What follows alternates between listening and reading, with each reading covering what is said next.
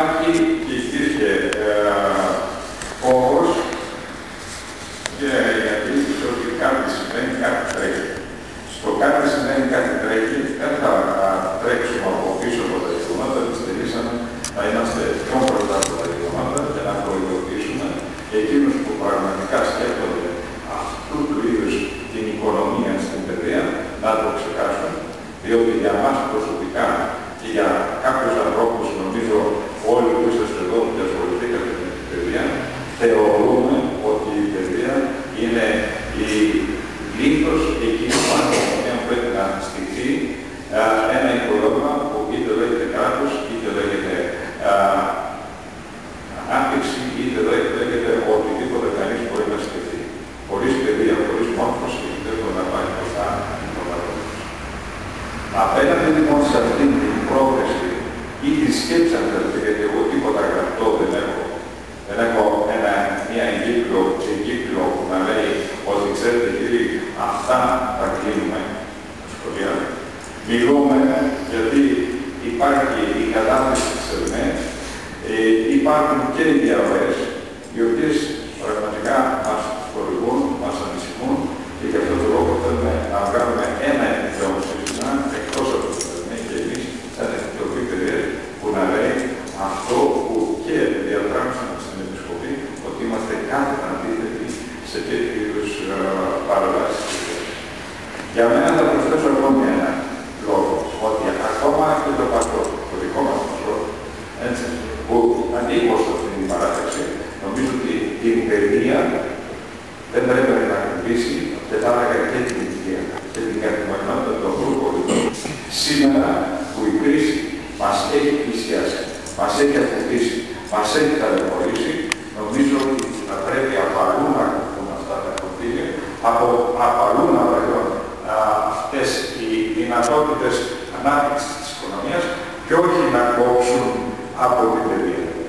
Οι σπατάλες να σταματήσουν. Ό,τι πραγματικά δεν έπρεπε και δεν πρέπει να γίνεται, πρέπει να σταματήσει οπωσδήποτε. Ακόμα βέβαια και στην παιδεία, αλλά όχι υπό τύπο συγχώνευσης και σμίκρησης όλων των δυνατοτήτων. Κάπως λέγαμε πως ακόμη σε ένα παιδί πρέπει να υπάρχει ένα σχολείο. Γιατί κλείνοντας ένα σχολείο, ανοίγουμε οπωσδήποτε κάτι άλλο. Ανοίγουν φυλακές, ανοίγουν κέντρα αποθεραπείας του ΟΚΑΝΑ, θέλετε, ή αποθεραπείας ναρκωτικών. Νομίζω ότι καλύτερα είναι να εξοδεύσουμε λεφτά στην παιδεία για να μην ανοίξουν τέτοιου είδους φυλακές, οι οποίες εκείνες είναι πολυέξοδες και ασύγχωρες και αδιέξοδες. Κλείνοντας, θέλω και πάλι να σας ευχαριστήσω που βρεθήκατε εδώ. Λοιπόν, και βέβαια θα ήθελα να πάρω το λόγο, όποιοι νομίζουν ότι θα πρέπει πάνω σε αυτό το θέμα να μιλήσουν. Καταρχήν, δίνοντας το λόγο στον βουλευτή μας, θέλω να πω το εξής, ότι και όλοι οι βουλευτές καλέστηκαν, εκκλήθησαν. Ο κύριος Τάσος Σιδηρόπουλος με μήνυσε ότι δεν μπορεί να έρθει, λυπάται πολύ. Ο κύριος Κόγκας είπε ότι δεν μπορεί να είναι. Μας διευκρίνησε μάλιστα ότι μίλησε με τον υπεύθυνο, το όνομά του δεν μπορούσα να συγκρατήσω. Ναι, νομίζω με αυτό είναι. Ότι δεν υπάρχει κανένα θέμα τέτοιο κτλ. Του ζήτησα όμως αυτό που λέει τηλεφωνικά και προφορικά, οι γραμματές που μας εκείνοι μίλησαν, να μου το στείλουν γραπτά. Γραπτά δεν έχω απολύτως τίποτα εγώ, ότι δεν θα γίνει απολύτως τίποτα, δεν θα κλείσει, δεν θα συγχωρευτεί κανένα από τα σχολεία μας. Εάν μας το φέρουν γραπτά, και βέβαια πάλι θα είμαστε σε φυλακή. Δεν θα εφησυχάσουμε, αλλά απλά θα έχουμε ένα χαρτί στο χέρι. Τέτοιο χαρτί δεν έχουμε, άρα σωστά βρισκόμαστε εδώ. Ευχαριστώ πολύ.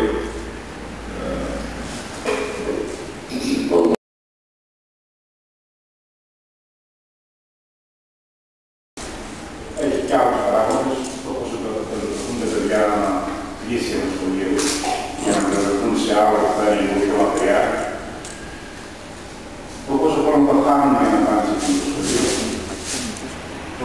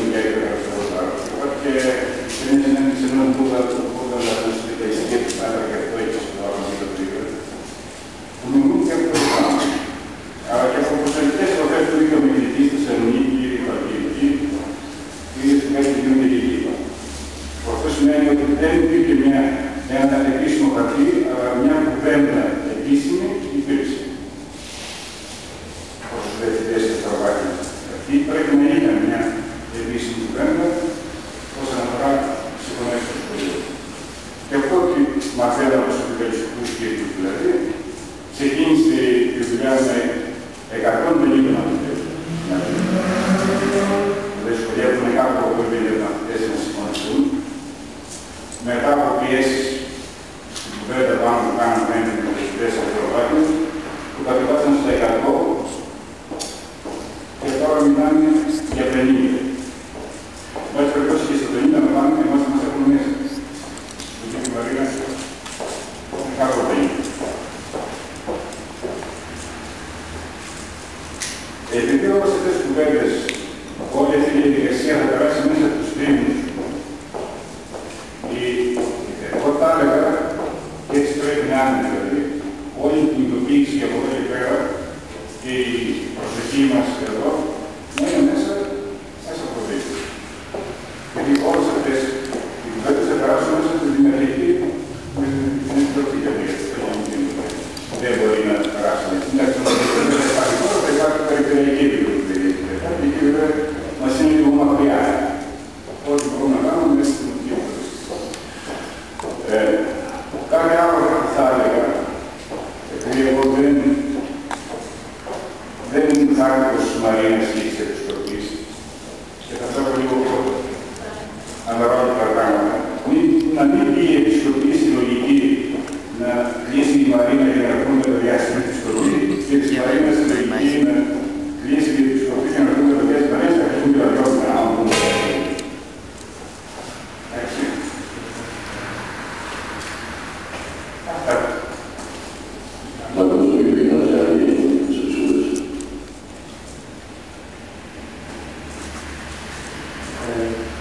Όσον αφορά τα λεγόμενα του προϊσταμένου, είναι τα ίδια ακριβώς ό,τι μας είπε ο κ. Καρδουνάς.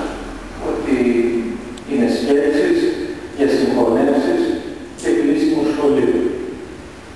Εγώ προσπάθησα να αναλύσω περισσότερα αν υπάρχουν κάποιες πηγές από πού προέρχονται αυτά.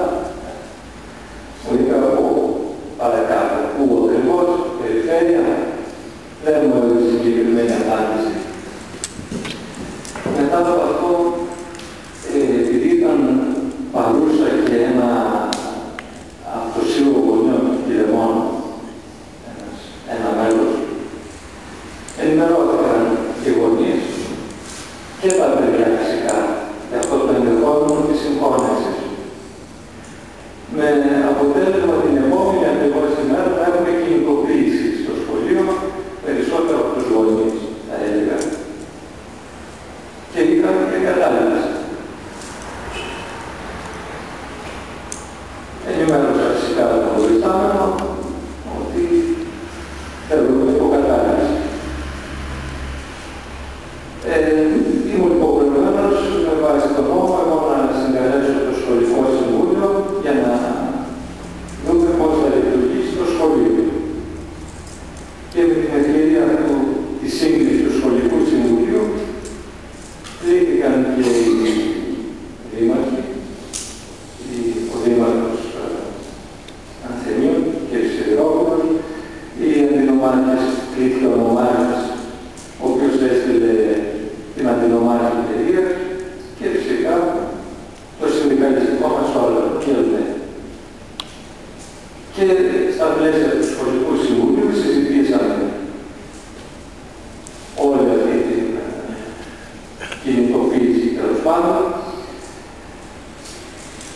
και φυσικά επειδή εμείς σαν σχολικό συμβούλιο δεν έχουμε παραπέρα αρμοδιότητες, είναι περιορισμένο το πλαίσιο μέσα στο σχολείο η ομαλή λειτουργία στα πλαίσια της κατάληψης, πώς θα λειτουργήσει το σχολείο.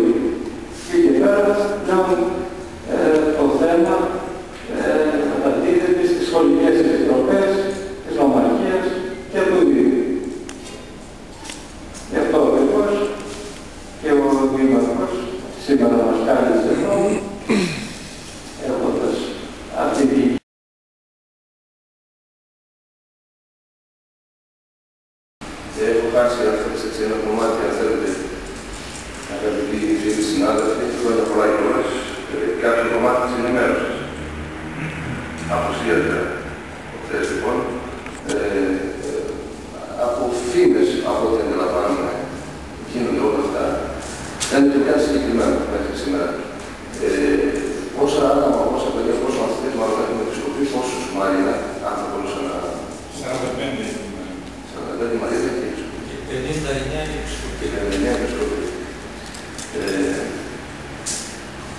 Αυτό είναι ένας αριθμός στάνταρ, είναι εξαιτήρως απορία τα τελευταία 5-8 χρόνια.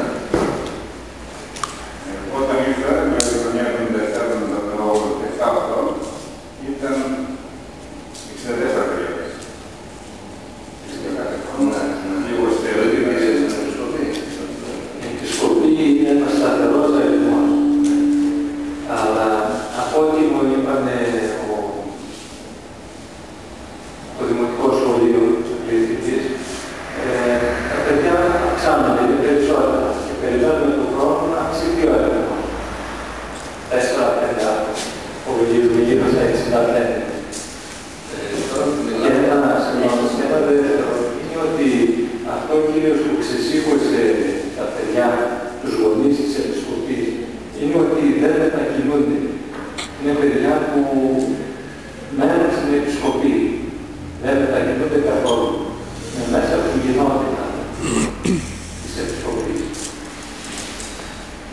Έχουμε θέμα, Δήμαρχε, και με τα δημοτικά σχολεία, ή μόνο με τα μεταγενές. Και με τα δημοτικά, γιατί απλά δεν εξηγείται.